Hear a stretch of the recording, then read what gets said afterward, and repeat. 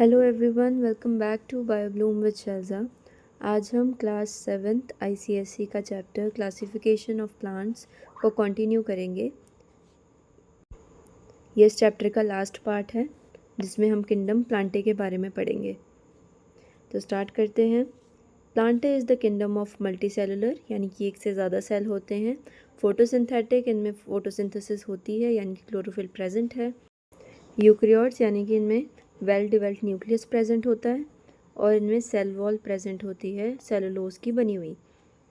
Plant kingdom second largest kingdom है of organisms after the animal kingdom. सबसे पहले animal kingdom है जो लार्जेस्ट किंगडम है, उसके बाद आता है plant kingdom. It includes more than 2,50,000 of species. Organisms in this kingdom are multicellular and eukaryotic. इनमें ग्रीन पिगमेंट प्रेजेंट होता है जिसे कहते हैं क्लोरोफिल। इसी पिगमेंट की वजह से प्लांट्स अपना खुद का फूड प्रिपेयर करते हैं और इस प्रेपरेशन के प्रोसेस को कहते हैं photosynthesis. Thus plants are photo autotrophic, यानी कि अपना खाना खुद से ये बना रहे हैं। That provide food and oxygen to other living organisms for survival. अब ये क्या दे रहे हैं, बाकियों को खाना भी दे रहे हैं और ऑक्सीजन भी दे रहे हैं उनके सर्वाइवल के लिए। अर्थ पे लाइफ होना इम्पॉसिबल थी प्लांट्स के बिना। अब करेक्टरिस्टिक्स क्या हैं? मल्टी सेलुलरिटी, सारे के सारे मेंबर्स जो हैं मल्टी सेलुलर हैं। एक्सेप्शन है, except primitive algae, primitive type of algae को छोड़ के बाकी के सारे जितने भी मेंबर हैं प्लांटे किंगडम के वो सारे मल्टी सेलुलर हैं। सेल वॉल, इनमें रिजिड सेल वॉल होती है, यूजुअली सेलुलोज की बनी होती है। सेंट्रल वैक्यूल प्रेजेंट होता है। एक मेच्योर प्लांट सेल में देखो तो एक लार्ज सेंट्रल वैक्यूल प्रेजेंट होता है। फूड रिजर्व, अब जितना खाना खा लिया बाकी सारा किस फॉर्म में स्टोर करते हैं, तो ये मेनली स्टार्च और फैट्स के फॉर्म में ही अपना खाना स्टोर करके रखते हैं। Plastids, plants contain plastids which are double membrane organelles. Chloroplast is a type of plastid contain photosynthetic pigment. अब इनमें plastids प्रेजेंट होते हैं। डबल मेम्ब्रेन मतलब ये प्लास्टिड है तो इसके ऊपर एक मेम्ब्रेन होगी जो इसको कवर कर रही होगी। तो एक फॉर्म ऑफ प्लास्टिड है क्लोरोप्लास्ट। प्लास्टिड की ही एक टाइप है क्लोरोप्लास्ट जिसमें एक फोटोसिंथेटिक पिगमेंट प्रेजेंट होता है। फोटोसिंथेटिक जो कि लाइट को ट्रैप करता है। न्यूट्रिशन, फोटो ऑटोट्रॉपिक है, अपना खाना खुद बनाते हैं फोटोसिंथेसिस के प्रोसेस से। ग्रोथ, जनरली इंडेफिनाइट ग्रोथ होती है इनकी due to the presence of growing points. Growth कोई प्रॉपर नहीं, कईयों की ज़्यादा हो सकती है किसी की कम हो सकती है। Body form, plants bodies are often irregular due to branching, तो किसी तरीके की भी हो सकती है। जिस साइड ब्रांच चले गई ज़्यादा बाहर या फिर जिस तरफ हो गया तो उसी तरफ ग्रोथ ज़्यादा हो जाएगी। Organisation, organisation is at cellular tissue at organ level. Organisation इसकी ये 3 लेवल तक है, ऑर्गन सिस्टम और आगे सब नहीं फॉर्म होता। सेल से टिश्यू बनते हैं और टिश्यू से कुछ ऑर्गन्स बन सकते हैं, इसी तक इसका लेवल रहता है। अब सिर्फ प्लांट किंगडम की ही डिटेल स्टडी है इस चैप्टर में। प्लांट किंगडम को आगे डिवाइड किया गया into algae, mosses, ferns and flowering plants. Flowering plants में भी आगे 2 टाइप्स का हैं, एंजियोस्पर्म एंड जिम्नोस्पर्म। तो सबसे पहले आता है एल्गे, सिंगुलर देखा जाए तो एल्गा कहते हैं। एल्गे आर क्लोरोफिल बेयरिंग, इनमें क्लोरोफिल होता है, सिंपल थैलॉइड। ऑटोट्रॉफिक होते हैं, अपना खाना खुद बनाते हैं। Largely aquatic organism found in both fresh and marine environment. ज़्यादातर ये एक्वेटिक ऑर्गेनिज्म होते हैं, ताज़े और मैराइन पानी दोनों में मिलते हैं। They can occur in diverse habitats, बहुत ही वैरायटी ऑफ हैबिटेट्स में ये मिल सकते हैं। मोइस्ट स्टोन्स में हो सकता है, मिट्टी में हो सकता है, वुड में लगी हो सकती है algae. Some species live in association with fungi और एनिमल्स। फंजाई के साथ अगर एल्गे की एसोसिएशन हो जाए तो उसे कहते हैं लाइकन, और वहीं एनिमल्स के साथ for example sloth bear, bear के ऊपर ये एल्गे लग जाती है तो स्लॉथ बियर की फॉर्मेशन हो जाती है। एल्गे की बहुत ही सारी वैरायटी है, बहुत ही अलग फॉर्म्स हैं, इसके साइज़ अलग अलग है, बहुत ही अलग अलग टाइप की ये कॉलोनीज़ की फॉर्मेशन करती है, जैसे कि वल्वक्स हो गया, या फिर फिलामेंटस फॉर्म्स ले लो, यूलोथ्रिक्स हो गया और स्पायरोकाइरा हो गया। कुछ marine algae such as kelps forms massive plant bodies, ये बड़ी सारी कितनी सारी बड़ी प्लांट बॉडीज़ बना लेती हैं। मोस्ट एल्गे जो होती हैं ग्रीन होती हैं due to the presence of chlorophyll, और कुछ एल्गे जो हैं वो रेड या ब्राउन भी हो सकती हैं ड्यू टू द पिगमेंट्स, कुछ ऐसे पिगमेंट्स उनके अंदर प्रेजेंट होते हैं जो उन्हें रेड या ब्राउन कलर के बना देते हैं। डू यू नो, एल्गे बहुत ही वाइटल रोल प्ले करते हैं नेचर में और ह्यूमन यूज़ में। ये कंट्रीब्यूट करते हैं nearly half of the global carbon dioxide fixation through photosynthesis. पूरे ग्लोबली देखिए जाए तो आधी 50% ऑफ द कार्बन डाइऑक्साइड की फिक्सिएशन ये करते हैं थ्रू फोटोसिंथेसिस। अगर का एक पाउडर होता है, ये ऑब्टेन किया जाता है फ्रॉम जेलिडियम और ग्लेसिलेरिया। ये बहुत ज़्यादा यूज़ किया जाता है इन माइक्रोबियल कल्चर्स, आइसक्रीम्स के बनने में और जेलीज़ की फॉर्मेशन में।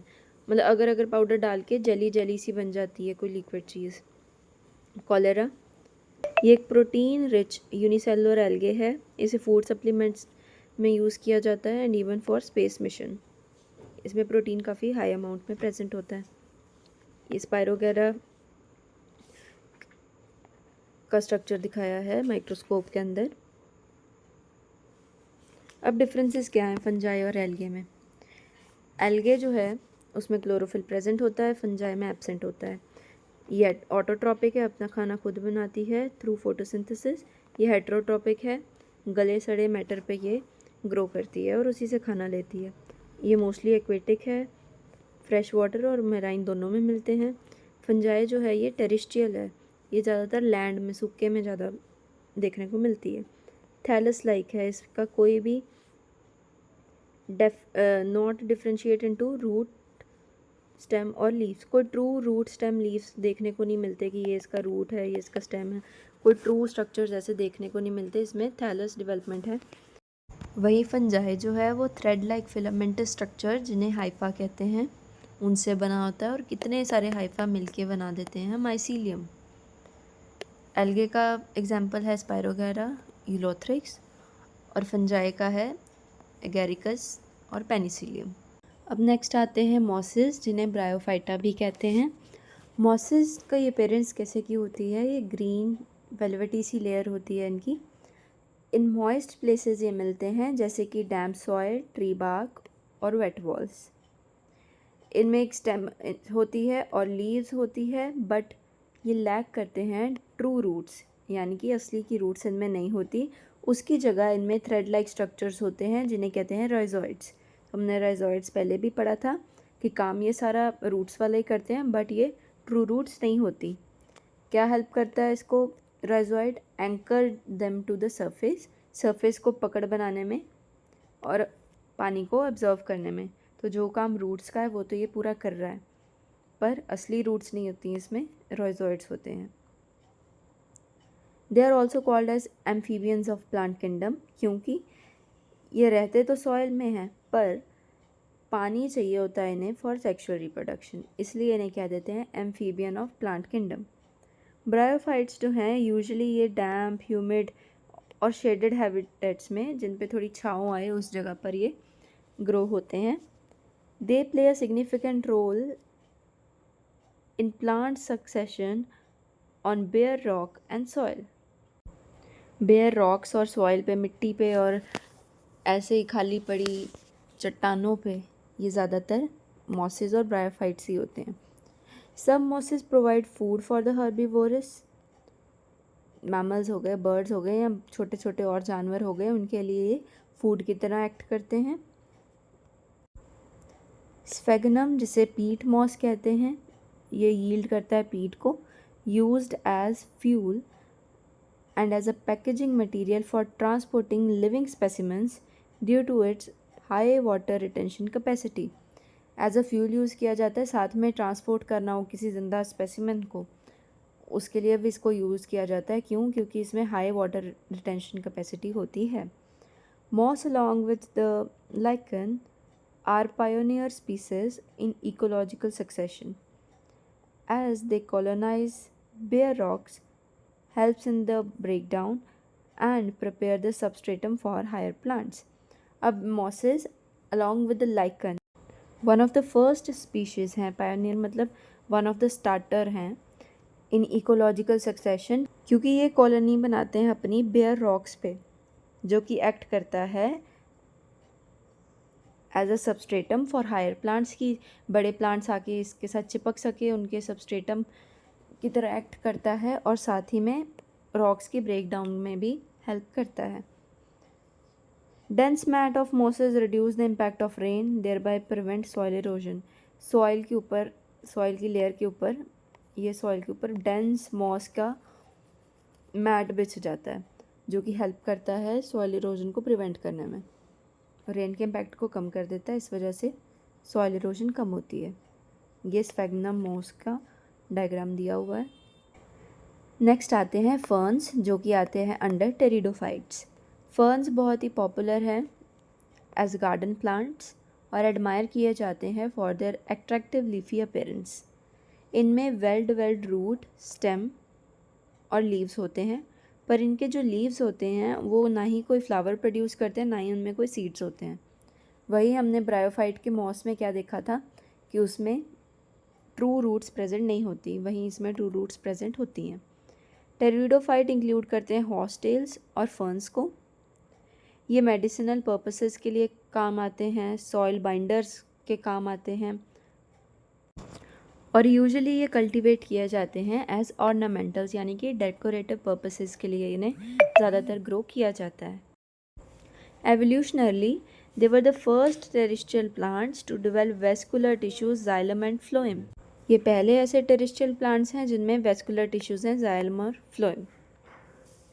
Pteridophytes generally grow in cool, damp, shady habitats, although कुछ स्पीशीज़ ऐसी भी हैं जो सैंडी सॉइल में भी उग जाती हैं। ये फर्न्स हैं। Their leaf produce small round bodies on their under surface. These bodies contain tiny spores which get scattered to produce new plants.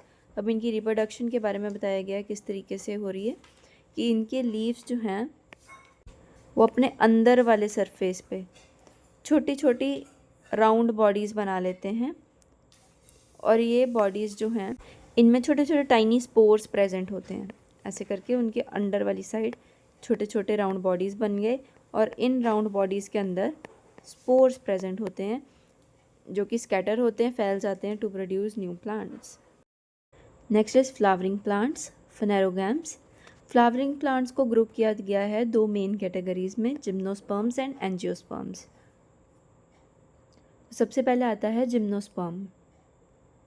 Gymnosperm वो ग्रुप ऑफ प्लांट है जिनमें सीड तो होता है पर कोई फ्रूट प्रोड्यूस वो नहीं करते, यानी कि सीड है पर कोई भी उसके ऊपर फ्रूट नहीं है या आगे किसी फ्रूट की प्रोडक्शन नहीं हो रही है। सीड्स ऑफ जिम्नोस्पर्म्स नेकेड होते हैं, यानी कि उनके ऊपर भी कोई फ्रूट की कवरिंग नहीं होती है। The word gymno means naked and sperm means seed.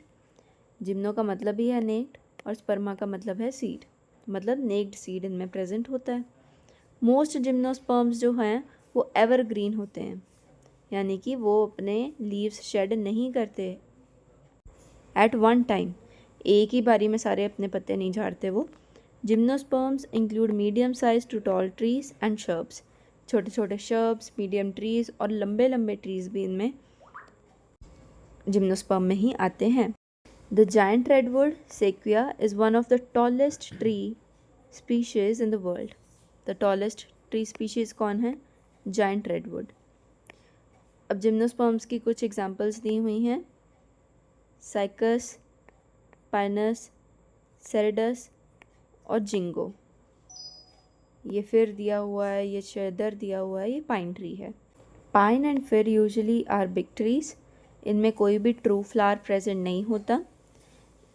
They beer seeds inside the cons, एक छोटी छोटी ये कोन्स बताई हुई हैं ऐसे ऐसे करके, इन कोन्स के अंदर इनके सीड्स प्रेजेंट होते हैं। सम कोन्स मेल होती हैं, कुछ बाकी की फीमेल होती हैं। क्या डिफरेंस है इन gymnosperms and angiosperms? Gymnosperms mostly woody trees होते हैं, बार्क वाले बड़े बड़े ट्रीज होते हैं, और ये हर्ब शर्ब्स भी हो सकते हैं। Gymnosperms flowers and fruits absent है और इनमें प्रेजेंट है। सीड्स इसमें नेक्ड होते हैं, इसमें सीड जो है फ्रूट के अंदर इनक्लोज्ड होता है। रिप्रोडक्टिव स्ट्रक्चर ये यूनिसेक्सुअल होते हैं, यूनिसेक्सुअल कोन्स होती हैं इनमें जिसके अंदर सीड्स प्रेजेंट होते हैं। वहीं ये यूनिसेक्सुअल या बाइसेक्सुअल फ्लावर्स हो सकते हैं। जिम्नोस्पर्म की एग्जांपल आ गई पाइन, केदर और सियास। इसकी आ गई grass, sugar cane, mango, pea and rose. Angiosperms, group of plants that bear flowers, fruits and seeds are called as angiosperms। इनमें फ्लावर्स भी होते हैं, फ्रूट भी होते हैं और सीड्स भी होते हैं। एंजियोस का मतलब है case, referring to the fruit, और स्पर्मा का मतलब है सीड, यानी कि सीड को फ्रूट ने एक केस की तरह ऊपर से बंद कर रखा है। Their seeds are enclosed in a fruit, उनके सीड्स फ्रूट के अंदर मिलते हैं, यानी कि फ्रूट यहाँ पे केस की तरह एक्ट कर रहा है। Some common examples include cashew, mango, pea, grass। In angiosperms seed जो है develop कर जाता है within the ovary, which is the female part of the flower। The ovary grows into fruit containing the seed inside। तो जो seed है वो ovary के अंदर डेवलप होता है। ओवरी के अंदर इस तरीके से ओव्यूल होता है, तो ओव्यूल आगे चल के सीड बनाता है, और जो ओवरी होती है बाहर वाली, ये आगे चल के फ्रूट बनाती है। तो ऑब्वियसली जैसे ये ओव्यूल हो गया, ये ऊपर ओवरी है, तो ये बाहर वाला फ्रूट होगा, तो सीड अंदर ही मिलेगा। एंजियोस्पर्म रिप्रेजेंट करते हैं a large and most diverse group of plants found nearly in all habitats. बड़ा ही लार्ज नंबर और बहुत ही वैरायटी ऑफ प्लांट्स इनमें मिलते हैं, और मोस्टली सारे के सारे ही हैबिटेट्स में ये मिलते हैं। They range from tiny Wolffia to massive Eucalyptus that is over 100 meters। छोटे से वॉल्फिया से लेकर के ट्री की एक बहुत बड़ी स्पीशीज़ यूकलिप्टस जो कि 100 मीटर तक होती है, ये इसकी रेंज जाती है। मतलब इतने सारे प्लांट्स एंजियोस्पर्म्स के अंडर आते हैं। टाइप्स ऑफ एंजियोस्पर्म्स क्या होते हैं? इन्हें क्लासीफाई किया गया है on the basis of number of cotyledons, की में कितने कॉटिलिडेंस हैं, सीड में कितने कॉटिलिडेंस हैं, उसके बेसिस पे इसको क्लासीफाई किया गया है इनटू 2 कैटेगरीज। पहली है मोनोकॉटिलिडेंस और दूसरी है डाइकॉटिलिडेंस। मोनोकॉटिलिडेंस को मोनोकॉट्स कहते हैं, और जिनमें डाइकॉटिलिडेंस होते हैं उन्हें डाइकॉट्स कहते हैं। तो मोनोकॉटिलिडेंस के बारे में समझें तो मोनोकॉट्स जो होते हैं, इन प्लांट्स के सीड्स में सिर्फ एक ही कॉटिलिडन होता है, या फिर 1 सीड लीफ होता है। कॉटिलिडन मतलब इस तरीके से एक ही होता है। डाइकॉट्स में देखें तो इनमें सीड्स के 2 कॉटिलिडन्स होते हैं इस तरीके से, जैसे आप इसमें देख सकते हो, राजमा की एग्जांपल दे सकते हो। उसे ऐसे तोड़ो तो उसके 2 ऐसे करके निकलते हैं कॉटिलिडन्स। इसके एग्जांपल दिए हैं रोज़, ब्रिंजल, मैंगो, सनफ्लावर, पी। इन सब में 2 कॉटिलिडन्स होते हैं, डाइकॉट्स होते हैं ये। वही मोनोकॉट्स देखो तो राइस, ग्रास, मेज़, मक्का, ये सारे मोनोकॉटिलिडन्स होते हैं। अब मोनोकॉट्स और डाइकॉट्स का डिफरेंस, सीड में सिर्फ एक कॉटिलिडन होता है, वहीं इनमें 2 होते हैं। लीव्स में पैरेलल वेनेशन होती है, इनमें रेटिकुलेट वेनेशन होती है। अब पैरेलल और रेटिकुलेट क्या हुई, ये इनका लीफ है, पैरेलल मतलब इस तरीके से होएगी, और वहीं रेटिकुलेट देखी जाए तो इस तरीके से होएगी। तो जो मोनोकॉटिलिडन्स हैं उनमें पैरेलल वेनेशन देखने को मिलती है, वहीं डाइकॉटिलिडन्स में रेटिकुलेट मिलती है। Fibrous root tissues fibrous root system present होता है, इनमें टैप रूट सिस्टम प्रेजेंट होता है। इनकी स्टेम हॉलो होती है, यानी कि अंदर से खोखली होती है। इनकी स्टेम मोस्टली सॉलिड होती है। इसमें राइस मेज ग्रास आ गया, इसमें पी, रोज़, ब्रिंजल, मैंगो और सनफ्लावर आ गए। ये स्ट्रक्चर दिया हुआ है। देखो इसकी स्टेम कितनी हार्ड दिखाई गई है और इसकी हॉलो स्टेम है। लीफ में रेटिकुलेट वेनेशन है, इनमें पैरेलल वेनेशन है। नेक्स्ट आ जाता है रियल लाइफ कनेक्ट। एंजियोस्पर्म्स जो हैं जैसे कि तुलसी, नीम, मिंट, ये बहुत ही वाइडली यूज़ किए जाते हैं होम रेमेडीज़ में। क्यों? क्योंकि उनकी मेडिसिनल प्रॉपर्टीज़ की वजह से ये हमें मेडिसिन्स प्रोवाइड करते हैं, फूड, फाइबर और बहुत ही और सारी यूज़फुल प्रोडक्ट्स देते हैं। तो ये दी गई है उनकी इम्पोर्टेंस की। ये इम्पोर्टेंस बताइए कि कितने इम्पोर्टेंट एंजियोस्पर्म्स हैं हमारी एवरीडे लाइफ में। जिम्नोस्पर्म्स हो गए जैसे कि पाइन, देवदार, केदार, ये हिली रीजन्स के लिए बहुत ही ज़्यादा वैल्यूएबल है क्योंकि उनकी स्ट्रॉन्ग और ड्यूरेबल वुड उनके घर बनाने के, फर्नीचर बनाने के काम आती है। एल्गे जो है ये ज़्यादातर गर्मियों में क्या कर लेती है, पॉन्ड के सरफेस के ऊपर, तालाब के पानी के ऊपर, खड़े पानी के सतह के ऊपर एक लेयर बना लेती है समर्स में, जो कि इम्पॉर्टेंट रोल प्ले करती है इन्वायरमेंट में। कैसे? By producing oxygen through photosynthesis. तो जो नीचे एक्वेटिक लाइफ है उनको ऑक्सीजन प्रोवाइड करती है, but excess of everything is bad. इसके एक्सेसिव ग्रोथ से क्या हो जाता है, एक्वेटिक लाइफ डिस्टर्ब हो जाती है। कैसे? क्योंकि उनकी ऑक्सीजन लेवल पानी में घट जाता है बहुत ज़्यादा। In our homes we often see fungi such as bread mould which appear as a black cottony growth on the damp bread. This fungus grows on moist surface and feeds on decaying matter, reminding us that the fungi are decomposer in nature. तो इससे हमें क्या पता लगता है कि जो fungi है वो डिकम्पोजर है नेचर में, क्योंकि वो किस पे फेड करता है, डिकेइंग मैटर पे, सड़े गले मैटर पे। इन अ नटशेल पढ़ते हैं, एक बैक्टीरियल सेल जो है वो प्रोकैरियोटिक सेल है, उसमें ट्रू न्यूक्लियस प्रेजेंट नहीं होता और मेम्ब्रेन बाउंड ऑर्गेनेल्स प्रेजेंट होते हैं। एमीबा देखें तो वो यूनिसेलुलर होता है। Eukaryotic protozoans that moves with the help of pseudopodia and reproduces by binary fusion. Pseudopodia की मदद से ये आगे को मूव करता है और रिप्रोडक्शन होती है इसकी वाया बाइनरी फ्यूजन। फंजाई जो होते हैं यूकैरियोटिक होते हैं, हेट्रोट्रॉपिक होते हैं, अपना खाना खुद नहीं बना सकते, मोस्टली मल्टीसेलुलर होते हैं। मोस्ट क्यों कहा गया? इसमें एक एक्सेप्शन है यीस्ट की। यीस्ट जो होता है यूनिसेलुलर फंजाई होता है।